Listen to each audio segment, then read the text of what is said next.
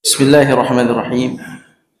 Assalamualaikum warahmatullahi wabarakatuh.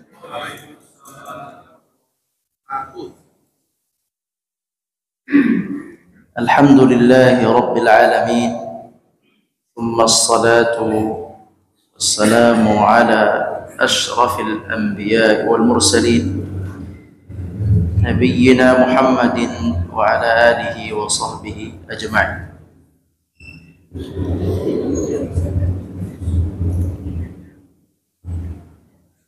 Allahumma rabbana 'allimna al-Qur'ana wa as'idna bihi. Allahumma rabbana ighfir lana dhunubana washfi mardana warham mautana ya rabbal alamin. Allahumma amin. Kaum muslimin jamaah salat maghrib Masjid Jami' At-Thayyibah yang dirahmati Allah Subhanahu wa ta'ala. Pada kesempatan yang berbahagia ini, marilah sama-sama kita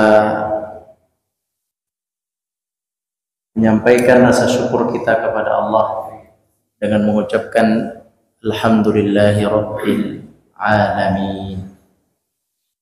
Selanjutnya, salawat dan salam marilah kita sampaikan kepada Nabi kita, Nabi besar Muhammad sallallahu alaihi wasallam. Kaum muslimin yang dirahmati Allah, pada kesempatan ini insyaallah kita akan membahas mengenai kurban. Ini pekan keberapa ini?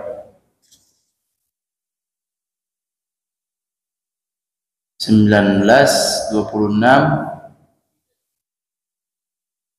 kemudian 2. Berarti ada tiga pertemuan. Insyaallah kita akan bercerita tentang kurban. Pada pertemuan ini yang akan kita bahas adalah sejarah ibadah kurban. Semua pasti sudah tahu ibadah kurban itu sejarahnya adalah kisah Nabi Ibrahim dengan Nabi Ismail alaihi wassalam. Kita semua sudah tahu, itulah kisahnya. Hari ini kita ingin membahas kisah tersebut. Kita ingin mengambil satu pelajaran penting dari kisah itu. Apa sih inti dari kisah penyembelihan Ibrahim terhadap anaknya Ismail alaihi wassalam? Kisah ini Allah Subhanahu wa ta'ala abadikan dalam kitab suci Al-Quran, yaitu dari ayat 99 sampai ayat 111. Suratnya surat As-Saffat. Surat As-Saffat, yaitu setelah surat Yasin. As-Saffat adalah setelah surat Yasin. Di ayat yang ke-99 sampai 111.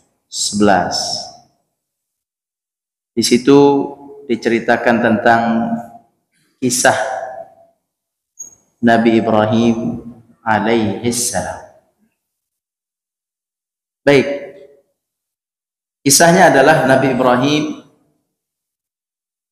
pergi dari kampungnya. Kenapa beliau pergi dari kampungnya? Karena beliau diusir oleh kaumnya. Beliau telah berdakwah di kaumnya,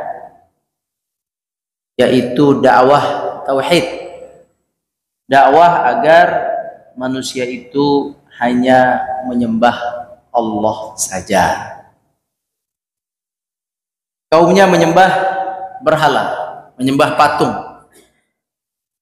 Jadi patung itu di dalam Islam itu sesuatu yang dibenci, Bapak Ibu sekalian. Patung itu dibenci dalam agama Islam. Kalau Bapak Ibu Muslim mau mengikuti ajaran Islam, patung itu tidak baik dalam agama Islam. Patung itu menghalangi malaikat untuk datang ke sebuah rumah. Malaikat tidak akan masuk ke dalam rumah yang ada patung. Jadi patung itu hukumnya haram di dalam Islam. Sampai-sampai ada seseorang yang datang kepada Nabi mengeluhkan, "Ya Rasulullah, saya itu dikasih keahlian oleh Allah untuk memahat patung. Jago mahat dia. Gimana itu pencarian saya?" Apa kata Rasulullah SAW? "Jika memang kamu diberikan keahlian memahat atau sekarang melukis, maka pahatlah sesuatu yang tidak bernyawa." Yang tidak bernyawa. Contohnya apa? Bikin gunung, bikin kembang, bikin ukiran di kayu, ukiran kembang.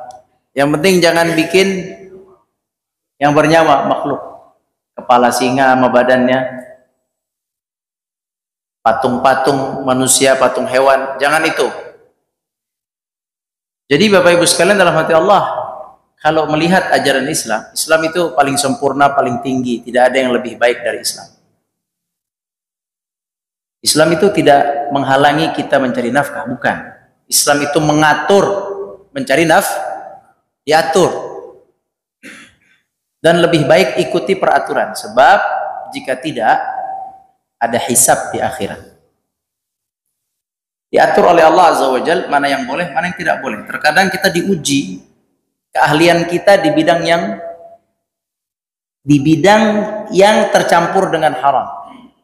Tapi kita ahli di situ, tapi ada di situ nilai-nilai haram. Itu kita harus berani meninggalkan tempat itu mencari rezeki yang halal. Nah, jadi kaum muslimin rahmati Allah, itu ceritanya patung disembah, kemudian Nabi Ibrahim alaihissalam menghancurkan patung itu. Jadi Nabi Ibrahim menghancurkan patung. Ada juga Nabi yang membakar patung. Nabi siapa itu? Nabi Musa. Patungnya dibakar. Patung apa itu? Di zaman Nabi Musa? Sapi. Terbuat dari apa? Sapi dari emas. Dibakar itu. Nggak tahu gimana jadinya itu. Ya, dimusnahkan pokoknya. Sayang nggak? Sayang, bagi-bagi aja, hancurin. Tidak ada. Nggak ada masalah patung ini keras kalau Islam. Bukan keras ya, tegas. Kaum muslimin rahmati Allah, patung itu bukan untuk dipelihara, bukan untuk disimpan. Patung itu dimusnahkan. Nabi Ibrahim dihancurkan, lehernya yang dihancurkan, badannya ada, itu Nabi Ibrahim. Kemudian Nabi Musa dibakar. Kemudian Nabi Muhammad, patung yang ada di dalam Ka'bah jumlahnya berapa? 360. Patung di dalam Ka'bah 360. Belum yang di luar Ka'bah. Itu dulu banyak patung di area tawaf. Itu semua dihancurkan oleh Rasulullah sallallahu alaihi wasallam. Jadi jangan lagi datang ke tempat patung selfie pula sama patung. Selfie sama patung, selfie sama, sudahlah. Itu zaman dahulu. Setelah kita tahu bahwa patung itu di dalam Al-Quran, kitab suci yang kita yakini, adalah dihancurkan dan dibakar, dan dihancurkan dalam hadis juga dihancurkan dan dilarang, maka taatilah Allah. Bertakwalah kepada Allah. Bertakwa itu terutama kalau di depan patung. Nah, bertakwa itu di depan patung. Bertakwa itu kalau lagi jual beli. Bertakwa itu kalau lagi akad dan transaksi. Bertakwa itu kalau di luar. Lagi olahraga pagi di Senayan, takwa tuh. Bisa kagak? Kalau nggak bisa takwa di situ, jangan ke situ. Beneran. Beneran begitu takwa. Kalau di masjid semua takwa semua, Pak. Ini orang lagi sholat, tapi sholat ngaji aman, sentosa sini. Oh, keluar, lagi beli, jual beli, takwalah di situ. Ya, jadi takwa itu di mana saja. Termasuk di depan patung harus bertakwa. Nah, kaum muslimin, jadi Nabi Ibrahim alaihissalam pergi, diusir oleh kaumnya disebabkan beliau telah menghancurkan patung-patung kaumnya. Kata Nabi Ibrahim, "Ata'buduna ma tanhitun?" Apakah kalian itu menyembah benda-benda yang kalian pahat dengan tangan kalian sendiri? Wallahu khalaqakum. Allah lah yang menciptakan kalian. Ngapain kalian sembah itu yang kalian pahat sendiri? Mana ini? Mana akalnya ini? Ghair ma'qul ya ini. Akalnya mana ini? Kemana? Ini kan pertanyaan yang menyentuh logika mereka. Ata'buduna ma tanhitun? Apakah kalian menyembah yang kalian bikin sendiri? Wallahu khalaqakum wa ma ta'malun. Allah lah yang menciptakan kalian, yang berhak disembah. Bukan hanya menciptakan jasad kalian, juga menciptakan perbuatan kalian, diciptakan oleh Allah. Tetapi mereka justru marah, ditegur oleh Nabi Ibrahim, maka mereka melemparkan Nabi Ibrahim ke dalam api yang besar, maka api itu pun tidak memakan Ibrahim, tidak membakar Ibrahim. Kisah ini bukan dongeng kaum muslimin, ini bukan sinetron, ini bukan novel, ini kisah hakiki bahwa patung pernah dihancurin oleh Nabi kita Ibrahim alaihissalam. Dan Ibrahim itu qudwah. Ana nggak nyuruh antum hancurin patung habis ini, enggak, bukan. Patung orang jangan antum nanti. Maksudnya patung itu seperti itu di dalam Islam. Di dalam mata Nabi itu rendah patung itu, jangan dibesarkan, jangan pula dibuat. Kalau sudah ada dibuat oleh manusia, sudahlah, tidak dikembangkan. Dan jangan minta dibikinin patung. Ana nih orang yang dikenal, tolong bikinin patung biar dikenang selamanya. Ya salam. Ya, kalau ada bapak-bapak yang udah jadi patungnya di kantornya, suruh dibuang saja. Ini patung saya, tolong copotin. Gitu. Ya. Ya, jadi patung itu tidak dianjurkan dalam Islam. Maka beliau diusir. Beliau pergi dari kampungnya. Ketika itu beliau berdoa, Rabbi habli minas salihin. Ya Allah, berikanlah aku keturunan yang saleh. Fabasyarnahu bi ghulamin halim. Maka kami berikan kabar gembira kepada Nabi Ibrahim mendapatkan seorang anak yang sabar. Subhanallah. Allah menjelaskan kepada Nabi Ibrahim bahwa anak yang diberikan adalah anak yang sabar. Anak yang mintanya soleh. Rabbi habli minas salihin. Ya Allah, berikan aku anak-anak yang soleh. Dikasihnya, fabasyarnahu bi ghulamin halim. Dikasih oleh Allah anak yang sabar. Halim artinya sabar. Nah, Mintanya soleh, dikasihnya sabar. Apa maksudnya? Kenapa dikasihnya sabar? Artinya adalah orang yang soleh itu butuh kesabaran yang sangat kuat. Kesolehan tanpa kesabaran tidak bisa. Sabar menahan diri berada di masjid. Sabar memaksakan diri untuk ke masjid. Sabar dalam berpuasa. Sabar menghadapi ujian. Sabar meninggalkan kenikmatan dunia yang sifatnya maksiat. Saya sabar meninggalkan maksiat. Jadi kesabaran itu adalah inti dari ketaatan, perlu kesabaran. Makanya kata ulama, hidup kita ini dibutuhkan dua kegiatan rutin.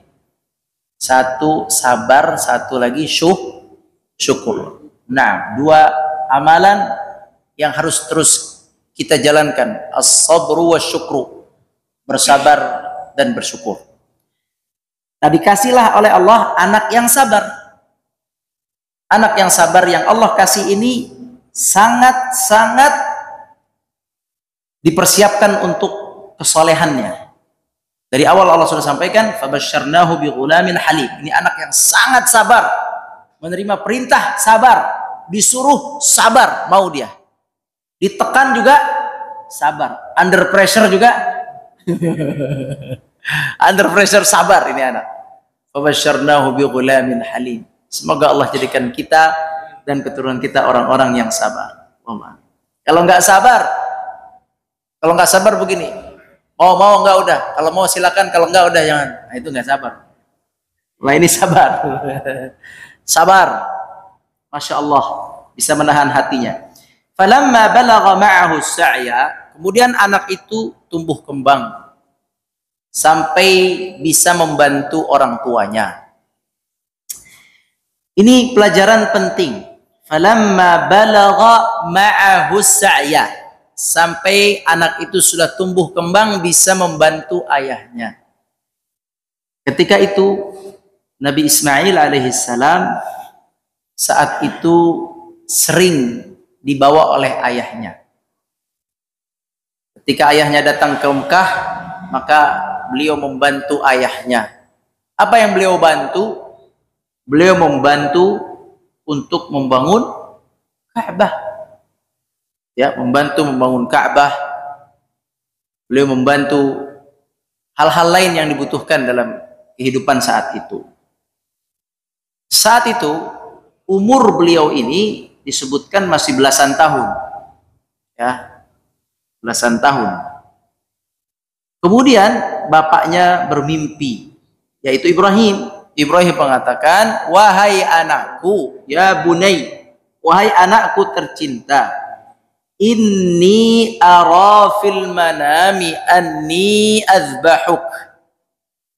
Wahai anakku tercinta, aku melihat dalam mimpiku bahwa aku menyembelihmu. Masya Allah. Aku bermimpi bahwa aku menyembelihmu, kata bapaknya. Ini bapaknya sabar. Ibrahim di dalam ayat yang lain, Ibrahim orang yang sabar juga. Ibrahim sabar sekali. Nabi kita Muhammad juga orang yang sabar. Orang sabar itu subhanallah keutamaannya besar. Subhanallah, Nabi Ibrahim sabar, Nabi Muhammad sabar. Sabar sekali. Nah, Nabi Ismail juga sabar. Benar-benar kesabaran itu modal untuk taat kepada Allah Subhanahu wa taala. Ketika bapaknya Ibrahim alaihissalam mengatakan, aku bermimpi melihat diriku menyembelihmu. Fanzur madza tara. Wahai anakku, silakan engkau berpikir bagaimana pandanganmu.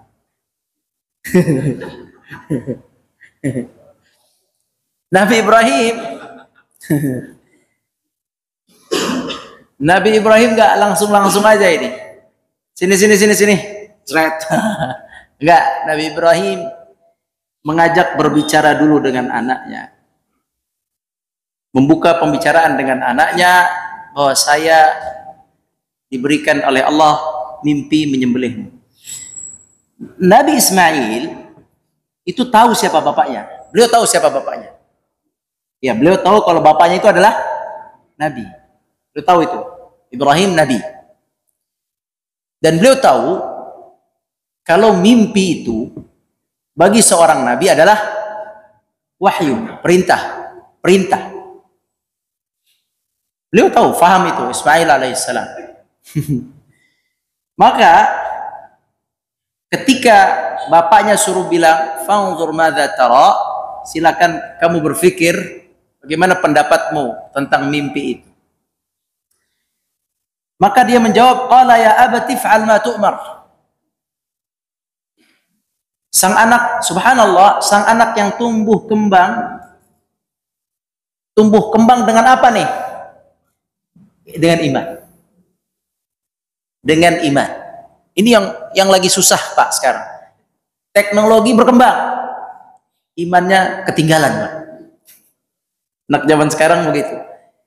IT-nya berkembang, medsosnya berkembang, imannya ketinggalan Pak, jauh ketinggalannya. Habis deh pokoknya. Ini saya pusing liatin generasi sekarang nih.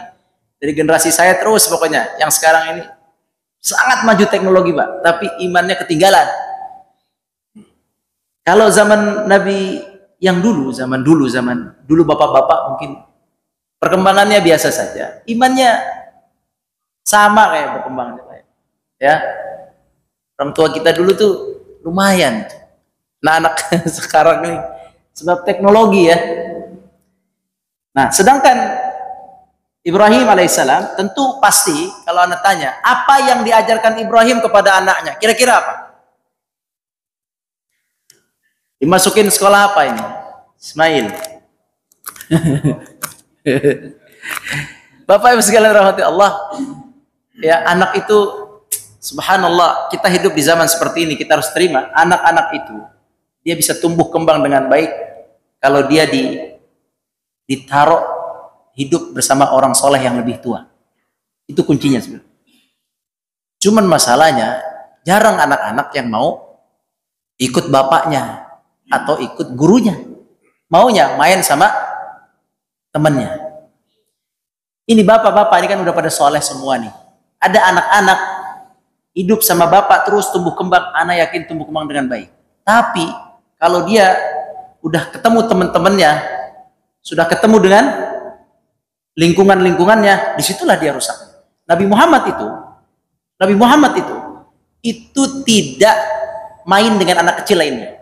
Nabi Muhammad itu tidak. Ketika beliau ingin main sama temannya, dengerin apa? Dangdut, pingsan beliau. Dia nggak main. Jadi intinya Nabi itu nggak main dengan anak kecil lain. Tapi mengembala dengan anak kecil lain, iya. Mainnya dengan siapa? Dengan kakeknya, dengan pamannya, dengan orang dewasa yang baik. Kakeknya baik, tapi kafir, musyrik. Abu Thalib baik, Abu Thalib itu, cuman musyrik.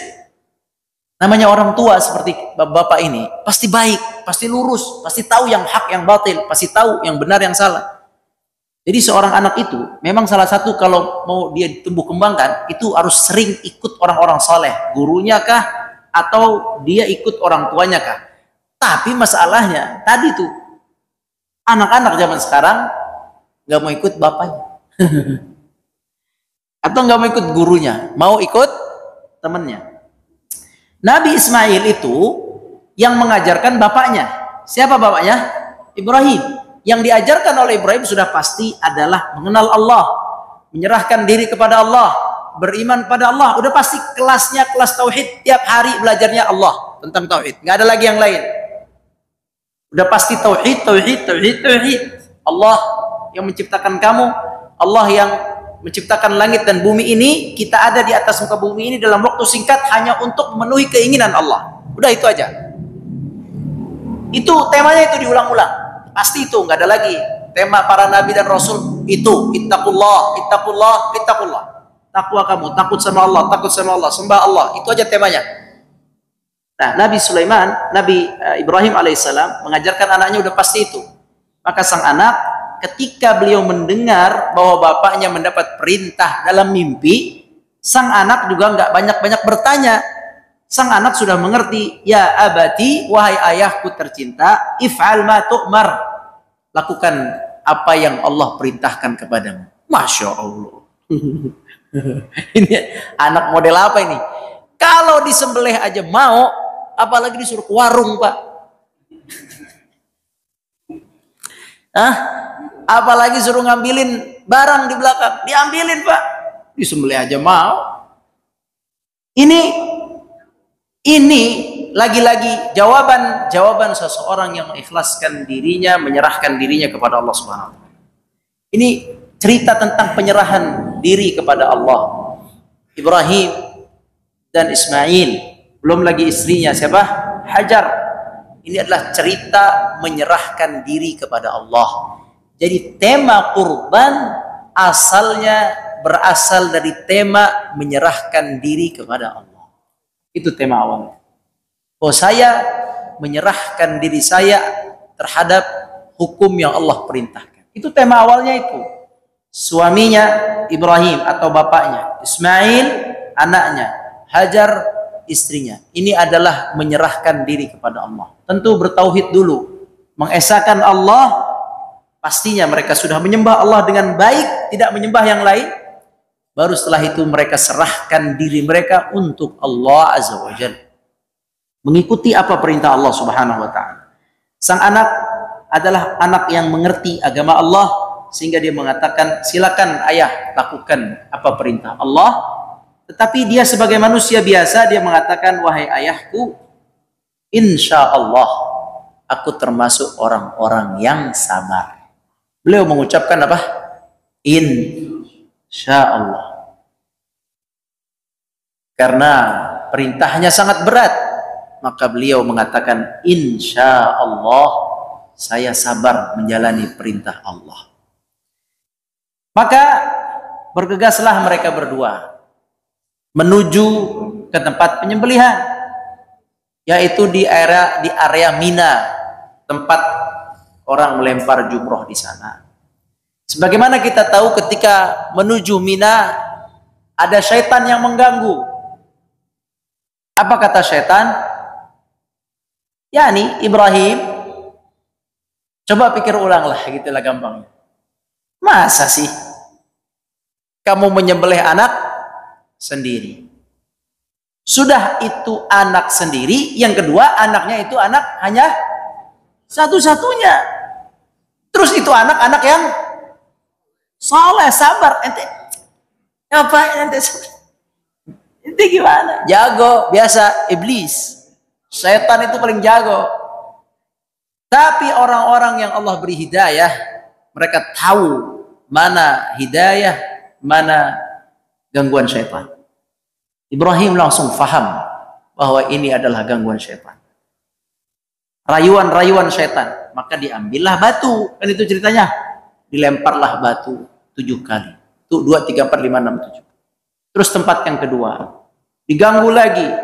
Tempat yang ketiga pun diganggu lagi 3 kali. 3 tempat itu dilemparlah oleh Nabi Ibrahim syaitan itu dengan 7 batu, mengucapkan Bismillah, Allahu Akbar, Bismillah, Allahu Akbar. Sampailah mereka satu tempat untuk penyembelihan. Di saat itu Nabi Ibrahim alaihissalam dan anaknya Ismail disebut dalam Al-Quran, falamma aslama. Aslam itu Islam. Apa arti Islam? Berserah. Aslam. Udah ya Allah, saya nyerah.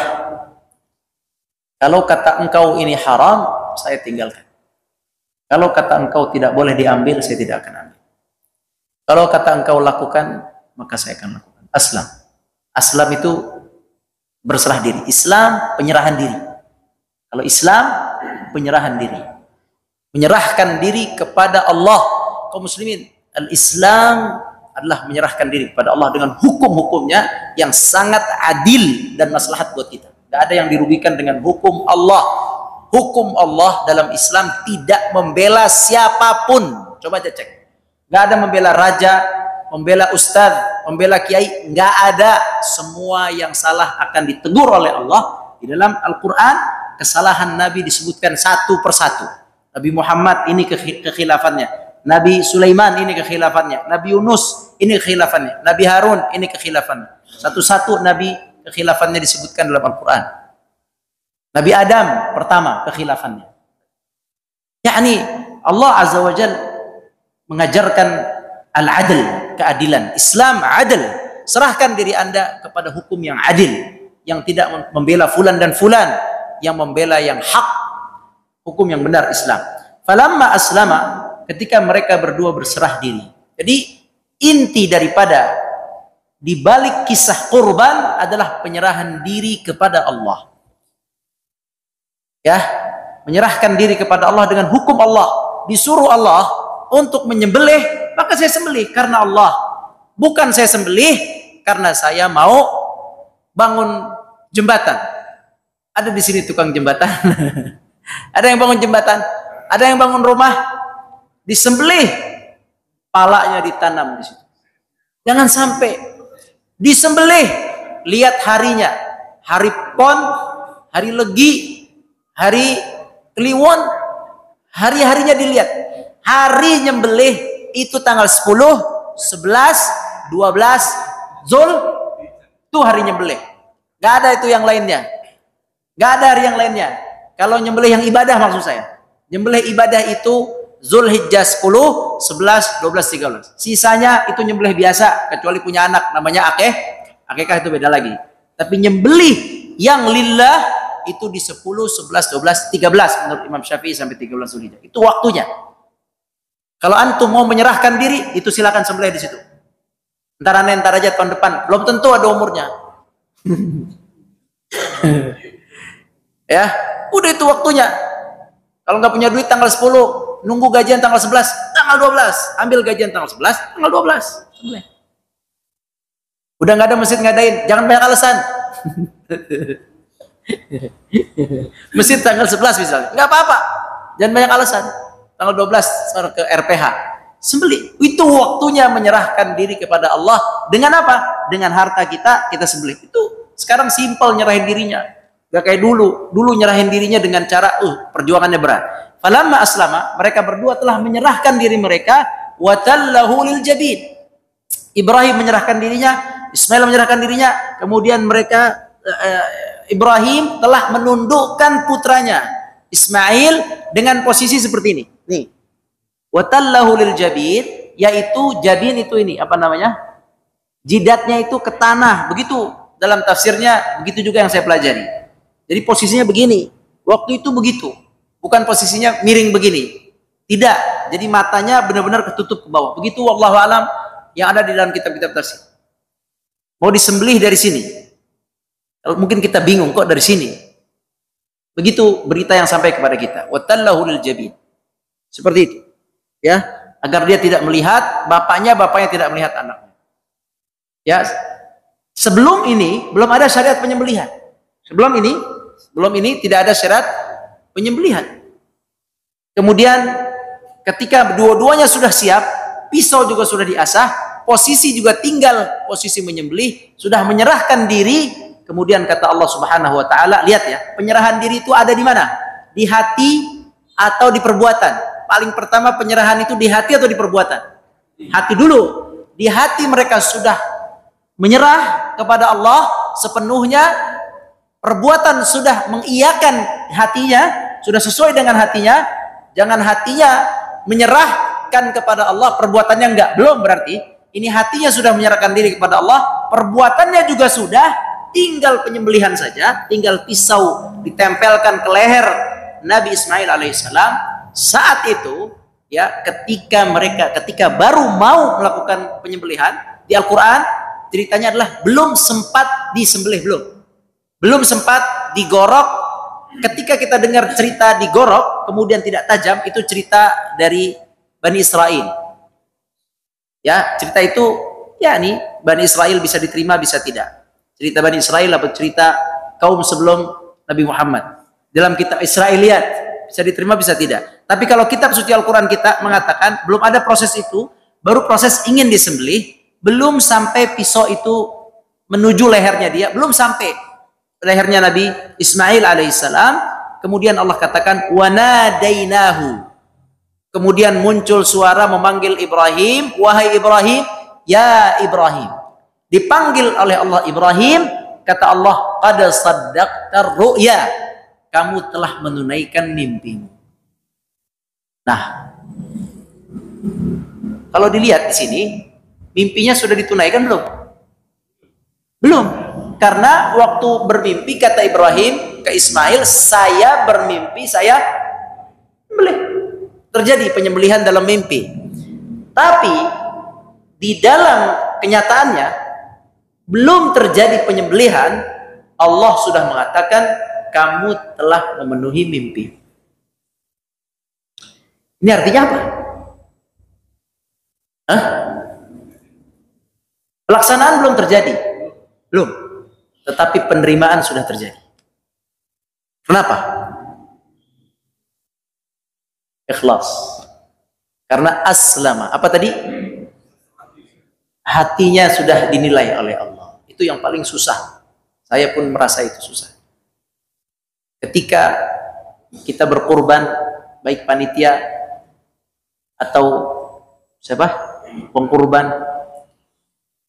atau haji atau umroh, samalah ibadah lainnya, ketika keikhlasan penyerahan diri itu sudah dinilai oleh Allah tulus ikhlas menyerahkan diri kepada Allah, maka sebelum amal itu dilakukan penerimaan sudah masuk kepada Allah Subhanahu wa taala. Itu kisahnya seperti itu. Makanya ada hadis, darah itu ketika disembelih apa? Hewan kurban itu ketika disembelih, darahnya itu, pahalanya sampai kepada Allah sebelum darahnya menetes ke berapa cepat? Mana lebih cepat? Mana lebih cepat diterimanya kurban atau tetesan darah ke tanah? Mana lebih cepat? Diterimanya kurban lebih cepat. Antum bayangin tetesan darah itu cepat sekali. Tetapi sebelum darah itu jatuh ke atas bumi tanah ini, kata Allah telah diterima kurbannya. Tapi kurban yang siapa yang diterima secepat itu? Hah? Kurban yang Nabi Ibrahim, atau kalau kita kurban yang ikhlas, yang tulus menyerahkan diri kepada Allah. Panitia yang mana yang diterima seperti itu? Panitia yang panitia juga saya. Panitia yang ikhlas, panitia yang menjalankan karena Allah, benar-benar lillah, maka akan diterima oleh Allah sebelum darah itu tumpah ke atas tanah. Itu begitu ceritanya. Setelah ini baru kata Allah, wa fadainahu bidzibhin 'adzim. Baru diturunkan oleh Allah, diciptakan oleh Allah, entah bagaimana, ada di situ pokoknya. Ada di situ satu sembelihan yang besar. Baru syariat menyembelih hewan kurban baru disyariatkan setelah kejadian. Ya. Jadi kisah ibadah kurban itu didasari dengan kisah penyerahan diri seorang hamba bernama Ibrahim juga Ismail kepada Allah Subhanahu wa taala. Dan mereka diterima kurbannya, ibadahnya, penyerahan dirinya sebelum penyembelihan itu terjadi. Karena keikhlasan mereka berdua dalam beribadah. Jadi, kalau kita sekarang kurban, jangan salah ngambil kesimpulan. Ana dapat informasi. Ada salah satu jamaah, bukan di sini. Beneran bukan di sini. Alhamdulillah. Beneran bukan di sini. Bukan di sini. Dia bilang, Ustaz, emang boleh makan daging kurban sendiri? Kenapa? Anda bilang, kenapa nggak boleh? Bukannya kita itu menyembelih itu, kurban itu bagaikan anak kita sendiri. Jadi kita tidak boleh memakan daging anak kita sendiri. Bukankah itu ceritanya Nabi Sulaiman, Nabi Ismail, Nabi Ismail diganti oleh seekor domba? Bukannya berarti kalau kita kurban seolah-olah menggantikan anak kita sehingga jangan dimakan dagingnya? Ini kesimpulannya jauh banget. Ngapain itu yang kesimpulannya? Kesimpulannya bukan yang itu nggak ada hubungannya. Kesimpulannya bukan itu. Kesimpulan cerita Ismail dan Ibrahim, kesimpulan penyerahan diri kepada Allah dalam pengamalan. Itu yang diambil, ditarik dalam antum berkurban lillahi ta'ala. Bismillah, Allahu Akbar. Saya serahkan kurban karena Allah Subhanahu wa ta'ala. Itu ikhlasnya, tulusnya, ridhanya. Jangan ini mahal, cari yang murah. Gimana kurban cari yang murah? Ente kurban sendiri aja sono. Udah ikhlasin aja, lillah, nggak disuruh anak kok, cuman beli kurban aja. Jadi kalau mampu nggak usah hitung-hitungan. Karena apa? Karena asal usul dari ibadah kurban adalah penyerahan diri. Begitu juga haji. Haji sama tuh. Jadi orang haji itu nyerahkan diri kepada Allah. Jangan mikir uangnya. Udah bismillah aja, tawakal Allah. Terus sampai sana jangan macam-macam. Tauhidkan Allah. Jangan di Gua Hiro lah naik-naik pakai coret-coret, di Jabal Rahmah lah pakai tulis love saya dan istri. Kagak ngaruh, aneh. Nulislah di batu sini, ngapain? Kita haji itu mentauhidkan Allah, mengesahkan Allah. Pulang haji malah ngumpulin. Saya ada pernah bawa jamaah umrah, ketinggalan kopernya di Jeddah. Mana ketinggalan, astagfirullah. Anak salah sebagai pembimbing, salah. Karena sampai ketinggalan jamaah salah. Isinya apa? Isinya sorban ayah saya. Buat apaan? Mau dicuci air zam-zam. Alhamdulillah. Ketinggalan, alhamdulillah. Jadi itu ketinggalan. Karena niatnya sorban mau dicuci pakai. Ngapain? Alhamdulillah dalam hati saya. Pas pulang, Pak, saya datangin konternya, ada nggak nomornya ini, koper, ketemu.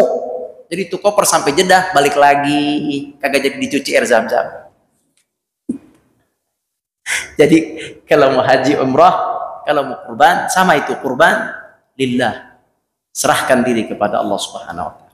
Baik, selesai sampai sini. Masih cerita tentang asal usul ibadah kurban, yaitu penyerahan diri kepada Allah Subhanahu wa ta'ala dan keikhlasan. Wallahu a'lam. Ada pertanyaan? 2 menit, 1 menit. Kalau hukum-hukum nanti kita bicara di pekan depan. Ini Anda ingin meluruskan saja bahwa asal usul kurban adalah keikhlasan, penyerahan diri kepada Allah. Hati-hati yang berkurban, jangan asal transfer, jangan asal senang-senang, jangan asal hore-hore. Kita tuluskan, terutama panitia antum, ana, kita panitia tuluskan. Di situ pahala banyak, belum darah menyentuh ke tanah, pahala sudah sampai kepada Allah Subhanahu wa ta'ala. Dan yang paling banyak pahalanya adalah panitia. Semoga Allah memberikan kekuatan pada para panitia, kekuatan ikhlas, bukan sekadar kekuatan tenaga, tapi keikhlasan dan tenaganya. Amin ya rabbal alamin. Subhanakallahumma bihamdika, asyhadu an la ilaha illa anta, astaghfiruka wa atubu ilaik. Assalamualaikum warahmatullahi wabarakatuh.